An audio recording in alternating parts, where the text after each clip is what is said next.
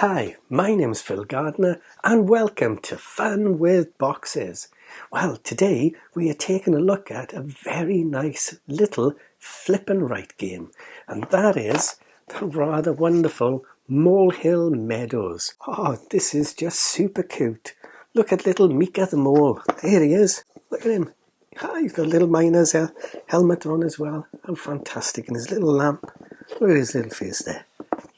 Well, Molehill Meadows is a 1 to 100 player game. 1 to 100 moles can play this game.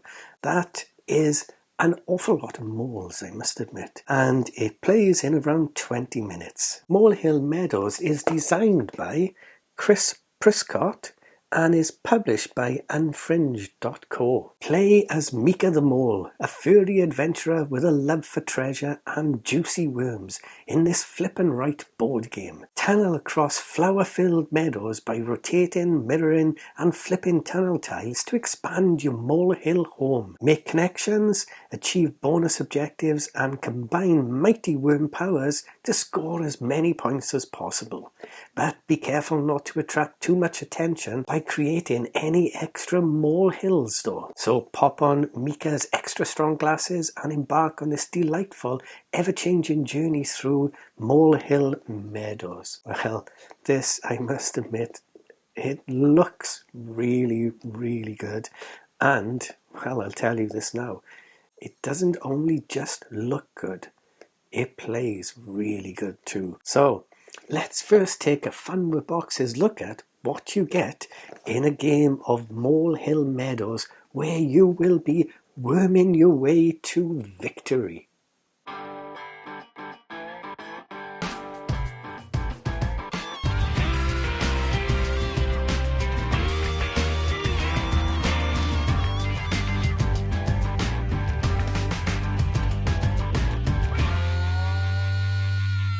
Setting up a game of Molehill Meadows. Well, first you need to give each player a meadow pad, and also each player should take a pen or pencil. Remove the 4 blank design your own tunnel cards from the game and put them back into the box, unless of course you have designed your own tunnel cards, in which case you will keep them. Then shuffle all the remaining tunnel cards.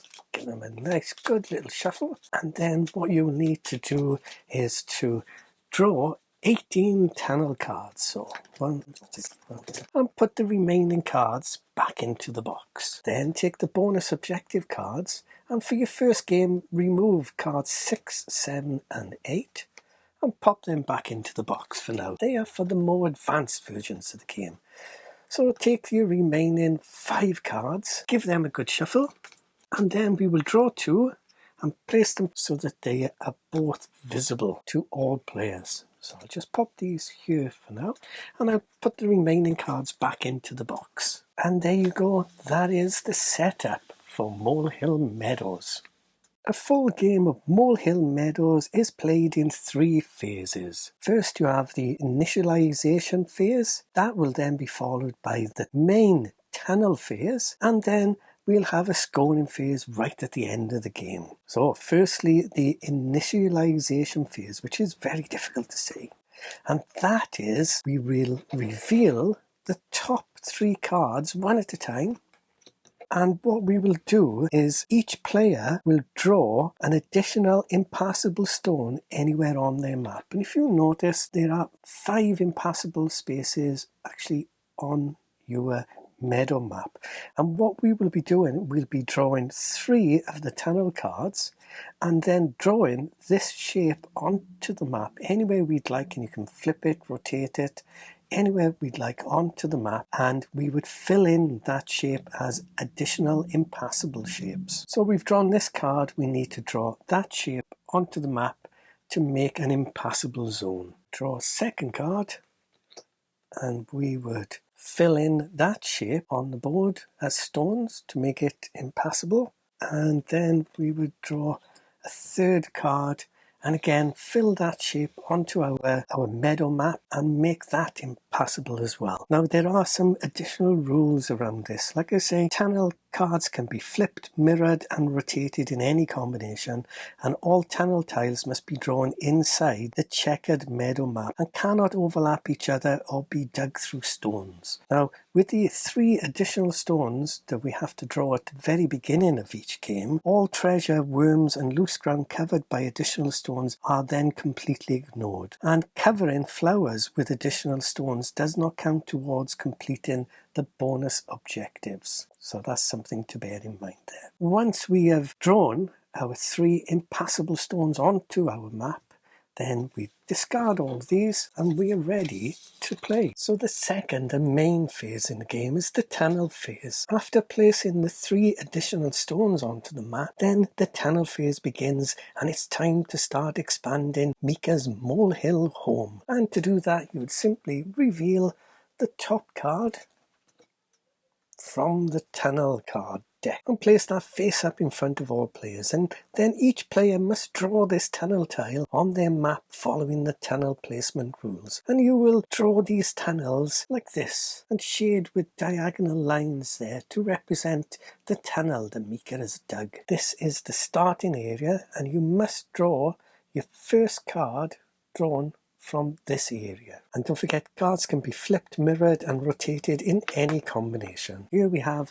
the placement rules. All tiles and tunnels are made up of a number of squares. A single side of any one of these squares is called a face, and when digging new tunnels they can only be connected to a single face of a player's existing tunnel network. So we can see if we drew this shape on our starting molehill and then drew this shape is fine to place here because it's only touching one face of an existing tunnel. Whereas if we started here, this is touching 2 sides, so that wouldn't be allowed. And if we had continued and placed that there, that wouldn't be allowed either because it's touching 2 faces there. And this tunnel here is invalid because it goes off the edge of the map. So you wouldn't be able to place it because of that. But not only that, you can't dig tunnels through stones. So we wouldn't have been able to have drawn this shape here either because of the stone. For each tunnel tile, a player can start digging from any part of their existing tunnel network. If there is the option to dig multiple tunnels using worm powers, for example, a player can do so in any order. And you will see that there are various things on the map. You will see the treasure pieces. See, these are here, and they spread out all over the meadow map. If a tunnel digs through one or more treasure pieces, then you mark off the value of each treasure piece on the treasure track in the top right hand corner. So if you put a tunnel through a 1, you would mark off the 1. If you put a tunnel through and you managed to put it through 2 1s, you would mark off 2 on your treasure track. And if a tunnel digs through one of these little wiggly worms here, then you mark these off in any of the worm power track. If I did a tunnel through these 2 worms here, then what I could do is I could cross that through and that through, and then I would be ready to use this particular worm power. But you can mark off any worm in any of the squares. Do not have to keep marking off until you complete one of the worm powers. You can use any number of worms and put them in different powers if you so wished. And if a tunnel digs through the loose ground here, you see these loose ground symbols? This causes a molehill to be created, and you will mark these off starting with the 0 place here. And these are going to be worth negative points if you mark off 2 or more at the end of the game. And of course these flowers here, these will only have an impact depending on the end of game objective cards that we got in place. So for example, these flowers here are for this objective, and this objective here is looking at these flowers. If you draw tunnels through flowers, keep an eye and check the objectives because they could be worth points at the end of the game. And you wait for all players to finish drawing on their map before revealing then the next tunnel card. And you would continue drawing like this. Now there are 3 special area types on the edges of the meadow maps. There's the ants. See these little ants, look, going all around you. they come out there, and also they come out here. So these are called connections, and you can create a connection between a pair of matching areas by digging an uninterrupted tunnel pathway between them. So if you manage to dig a path between the ants, then they would be connected, and you get extra points for making connections during the game. 5 points for the ants, 6 points for the daisies, connecting the daisies there, and if you connect this little stream, you will get 8 points for that. So that's something else to keep an eye out during the game. Once all the players have finished drawing the current tunnel card onto their map, you then continue to reveal the next card, repeating this process until all the cards have been revealed from the deck.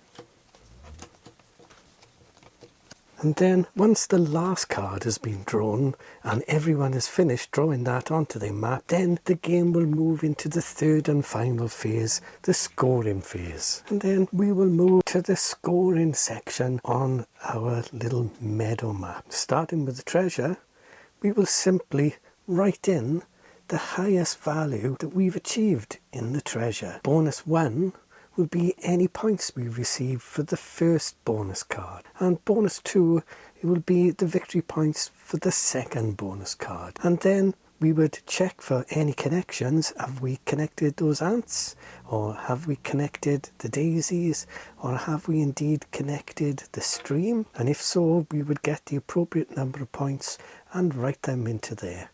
And if we had tunneled through and created more molehills, then we would deduct the total shown on this track here, and we would write that minus figure in there. Then we'd simply add everything together and write the score there in the bottom. Okay, just a quick note around the worm powers. As you can see, there are 1, 2, 3, 4, 5, 6, 7 possible worm powers that you could activate during the game. And as soon as you've collected your worms and put the check marks into all the square boxes of a worm power, then you are free to use that power. And looking at the top one here, for example, if we put check marks in both those two boxes during our turn, then we can activate that and strike through the used circle, because you can only use your worm powers once per game, and doing that will allow us to double the number of worms and coins we gain on our next turn, plus we gain an additional worm. I won't go through all the worm powers as they are very self-explanatory. The only one that has no writing explaining what it is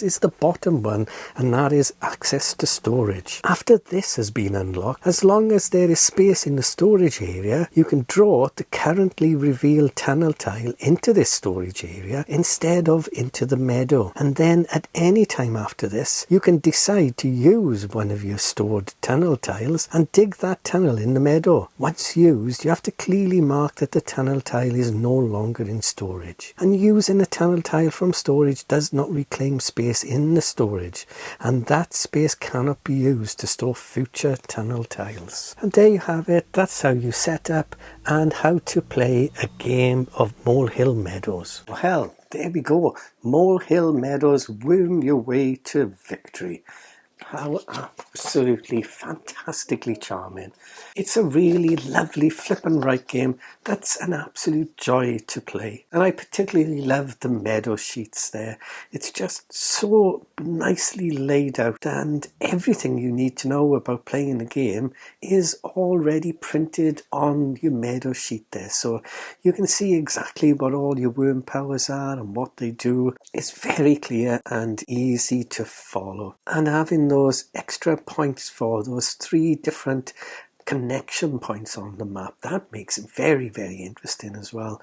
And you may think, oh, it's going to be quite straightforward, drawing tunnels just to match them up so that one of the paths connects to the other path, but you'll be surprised at how tricky and interesting this game is to play, and how much varied it is every time you play it as well.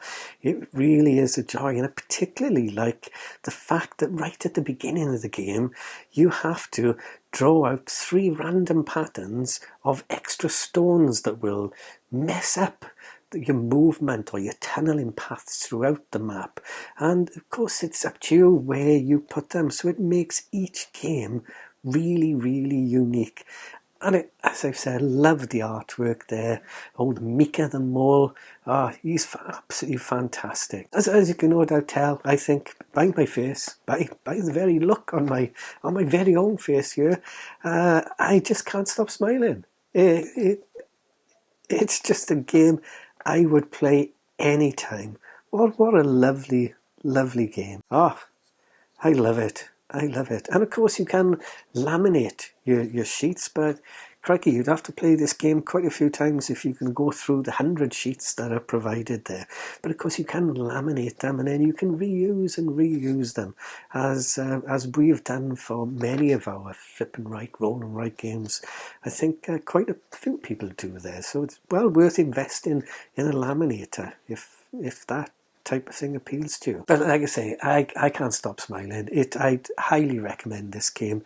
If you see a copy there, just snaffle it up, pick it up, and you're going to have a whale of a time with it, or a mole of a time, I should say. I really do hope you've enjoyed taking a look at this game with me. If you did, please click the old like button and click subscribe as well if you've not done so already. That would be awesome. And as always, thanks so much for watching. Please do take care, and bye for now.